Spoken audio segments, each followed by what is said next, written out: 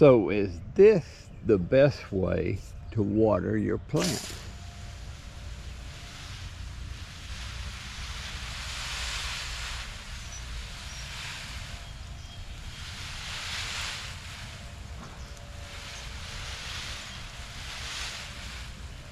My answer is no, and I'll show you and tell you why.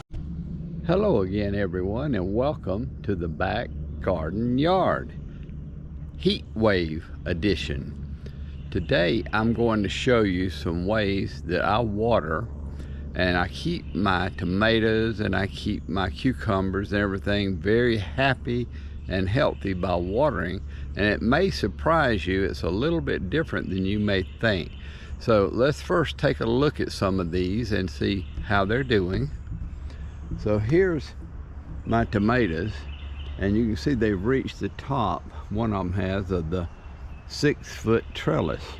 And of course they are loaded with tomatoes, big, nice, healthy tomatoes. Probably about, I don't know, about a week and a half from turning color and being ready to harvest. So anyway, I've got these beautiful tomato plants, and the way I water is a little bit different, so it may surprise you.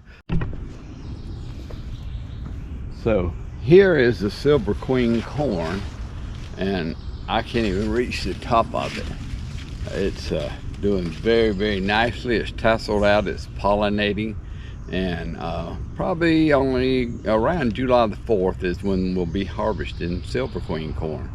So it's doing very well. And anyway, we'll go on over and take a look at the cucumbers.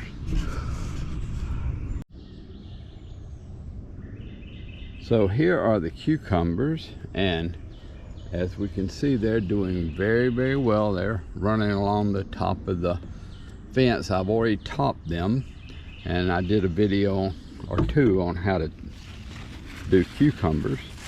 But anyway, let's go ahead and pick this one, and I'll show you what I'm talking about. That's at least a foot long cucumber right there. And so they are just doing fine. They're nice and lush and healthy, and that's the way we're going to keep them. We'll take a quick look at the sweet potato patch. It's just turned into a monster patch of sweet potatoes. And then of course we're going to look at the okra. The okra is here, and it is doing fine. Needs a little weeding, but it's getting ready to start blooming. And then of course we'll come back here and look at the squash.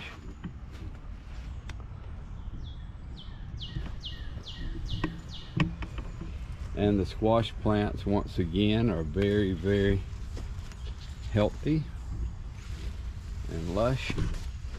And of course I've been picking lots and lots of nice squash from the squash plants. Okay, so how do I water and keep this garden looking so good? It has been at least 2 weeks. I think it's been 2.5 weeks since it's rained. So I've had to keep this garden not only alive, but nice and healthy by watering it. And so the way I water is not like you would think. And you will see that I like to water in the evening, and that way the water stays on the ground. The plants can use it all night. Now this is controversial because a lot of people say you shouldn't water in the evening, you should water in the morning. Well, my own particular theory on that is that if you water at night, the plants have all night to absorb that water and stay healthy. And if you water in the morning, by noon it's going to be so hot a lot of the water is evaporating. Now they say, well, what's going to happen is you're allowing mold and fungus to grow at night. Well, we have such heavy dews here in Georgia that the plants are going to be soaking wet in the mornings anyway. And the way I'm watering is different. So therefore, I'm not really going to be covering the plants with extra water anyway. But they're going to be wet in the morning regardless of when I water them. So let's take a look at this watering. So now we're at the base of the plant, and I'm going to pull back the mulch.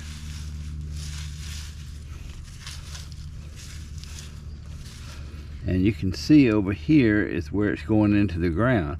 But these roots are coming all the way out, even to here. And as you can see from that little watering I did, this ground is still dry. And let's just dig into that a little. And I'm going to give you a close-up, if I can.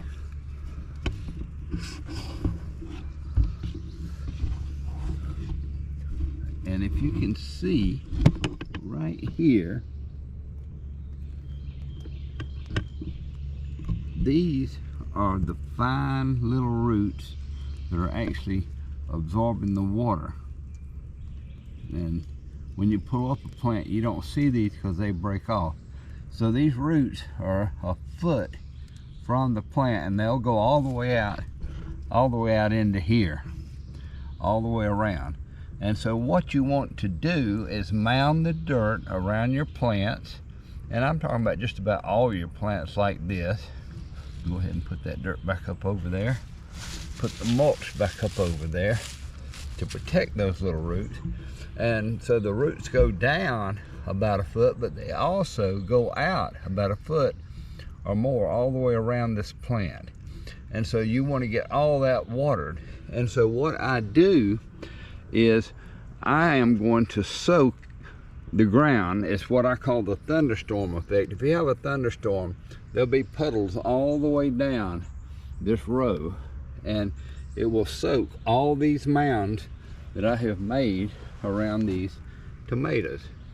And that's what you want to do when you water. And that way you don't have to water every day. You can water every 2 or 3 days, and these little bit of remaining water is still in the ground, and those little roots are going to be soaking it up.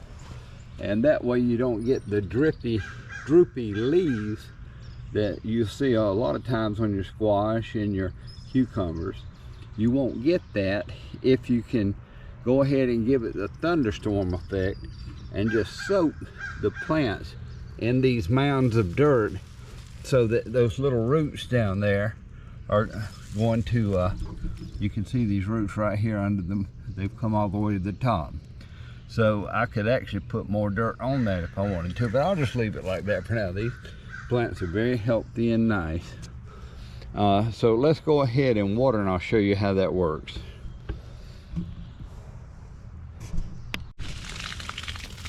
Okay, so you notice I've just got the water flowing on the hose with no nozzle. I just want to get as much water out here as I can, and I'm just going to put it around the base and all over this mulch and let it run down this row.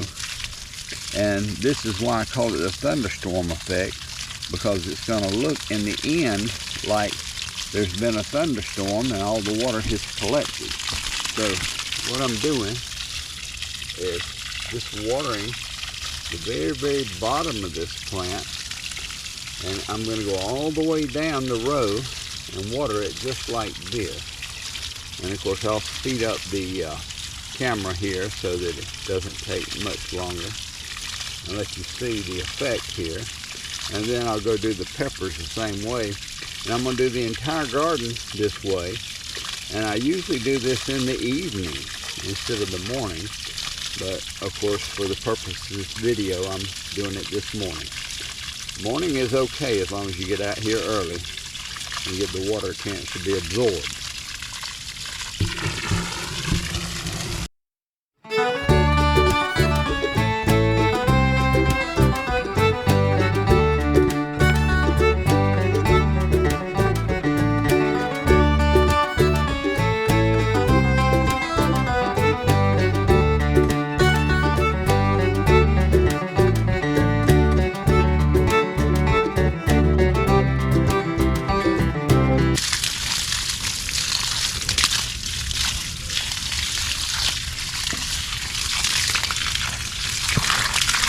Okay, let's go over and look at the peppers now. So you can see here that the pepper row has already been fairly saturated by what I did, but now we want to go ahead and saturate these plants in the same thing.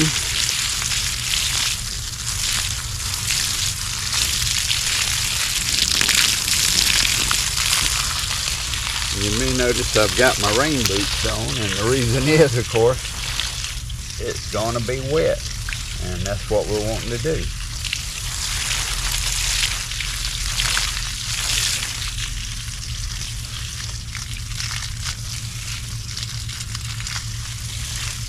Okay, I think you guys get the idea now of what I'm trying to accomplish here.